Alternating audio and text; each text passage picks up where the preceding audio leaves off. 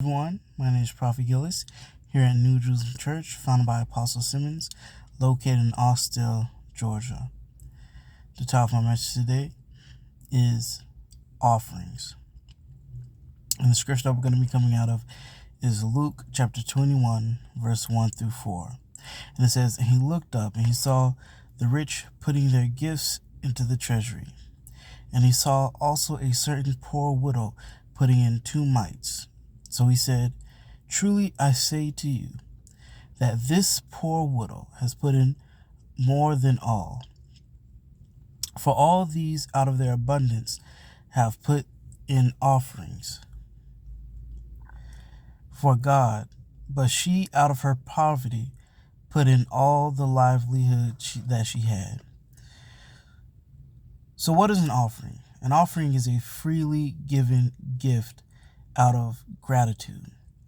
It's the quality of being thankful, readiness to show appreciation for and to return kindness. In the Bible, the offering is an act of gratitude towards God. At the time of Moses, God gave certain prescriptions to the people of Israel. In particular, they were to bring God some of their wealth by way of gratitude for the land that God had given for inheritance. The offerings were largely agricultural products: wheat, barley, oil, animals, and the amount was 1/10 of their income. That's the tithe.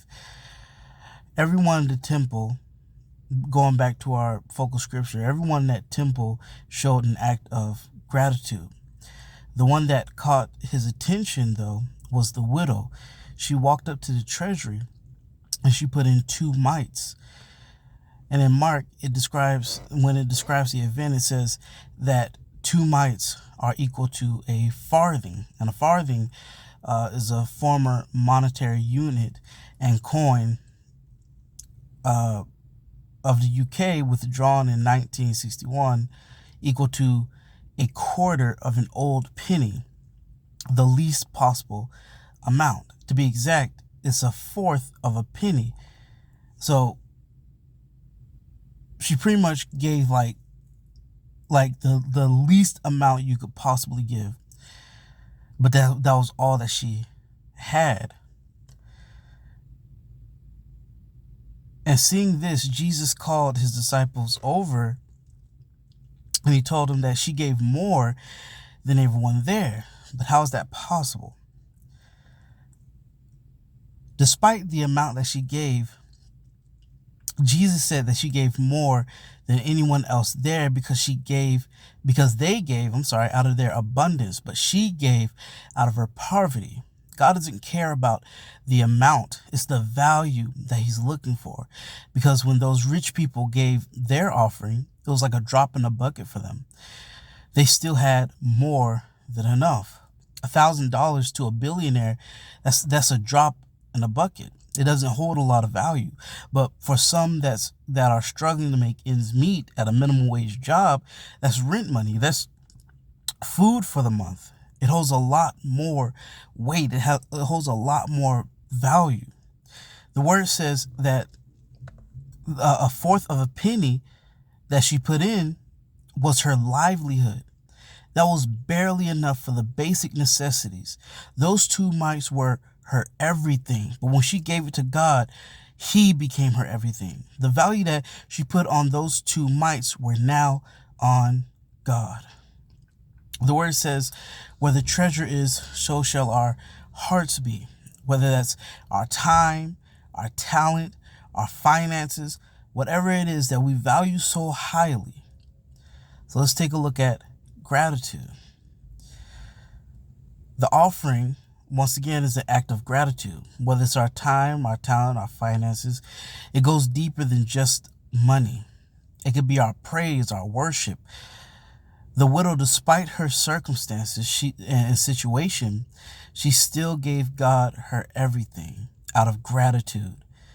And in the same way, it's easier to give God a lot monetarily, but when we give out of our abundance, it's easier to show gratitude.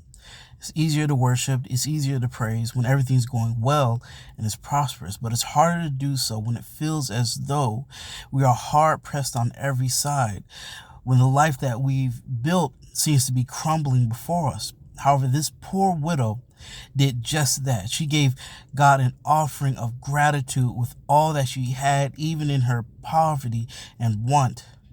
So it begs the question, can we show God our gratitude regardless of how we feel or regardless of outside factors? Can we give him our all despite our circumstances? Can we give him everything even when we only have 2 mites to give? So in conclusion, an offering is a freely given gift, given out of gratitude, not out of obligation. And God doesn't necessarily care about the quantity of our offering, but the value that it holds. Because where our treasure is, so shall our hearts be. And if we're able to give him what we treasure and value so dearly, the regard that we have for whatever that thing may be, we give to God, and he becomes our everything. So with that being said, I'll see you all next time.